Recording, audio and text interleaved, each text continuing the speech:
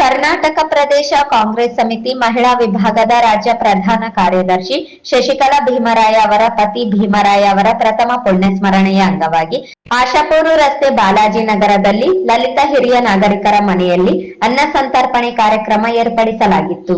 ಹಿರಿಯ ನಾಗರಿಕರ ಮನೆಯಲ್ಲಿ ಸರಳ ಸಮಾರಂಭ ಏರ್ಪಡಿಸಿ ದಿವಂಗತ ಭೀಮರಾಯ ತಂದೆ ಗೋವಿಂದಪ್ಪ ಅವರ ಭಾವಚಿತ್ರಕ್ಕೆ ಪೂಜೆ ಸಲ್ಲಿಸಿ 1 ನಿಮಿಷ ಮೌನ ಆಚರಿಸಿ ನಂತರ ಹಿರಿಯ ಜೀವಗಳೊಂದಿಗೆ ಸ್ವಲ್ಪ ಹೊತ್ತು ಮಾತನಾಡಿದ ನಂತರ ಅನ್ನ ಸಂತರ್ಪಣೆ ಕಾರ್ಯಕ್ರಮಕ್ಕೆ ಚಾಲನೆ ನೀಡಲಾಯಿತು.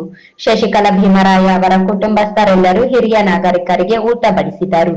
ಈ ಸಂದರ್ಭದಲ್ಲಿ ಇಂತಹ ಹಿರಿಯ ಜೀವಿಗಳಿಗೆ ಅನ್ನ ಸಂತರ್ಪಣೆ ಮಾಡುವ ಮೂಲಕ ಇವರ ಆಶೀರ್ವಾದದ ಬಲದಿಂದ ತಮ್ಮ ಪತಿಯ ಆತ್ಮಕ್ಕೆ ಶಾಂತಿ ದೊರೆಯಲಿ ಎಂದು ಆಶಿಸುವುದಾಗಿ ಹೇಳಿದರು.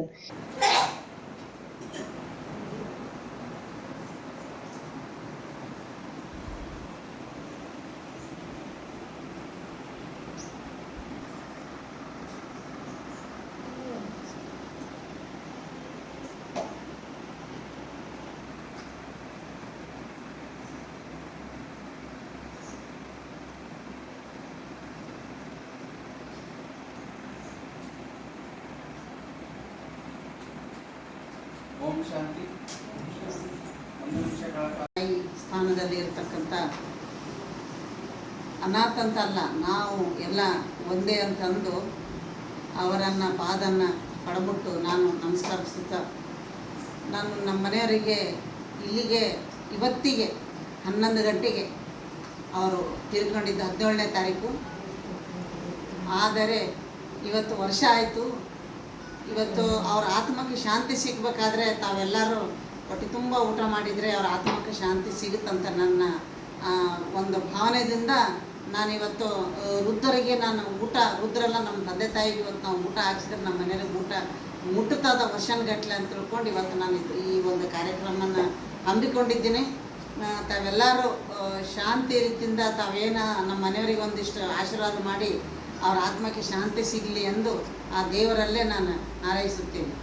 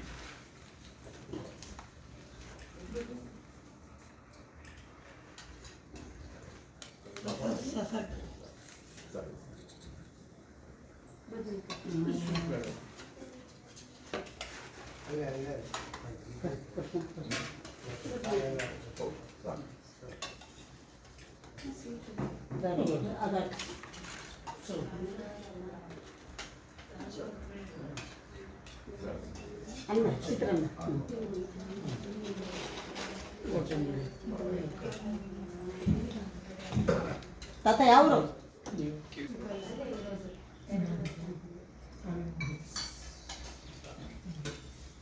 ಯಾವುದು?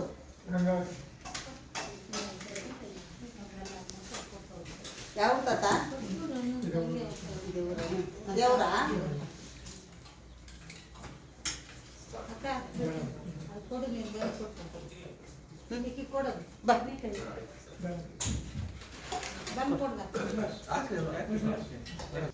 ಊಟ ಮಾಡೋದು ಅವರು ನೀನು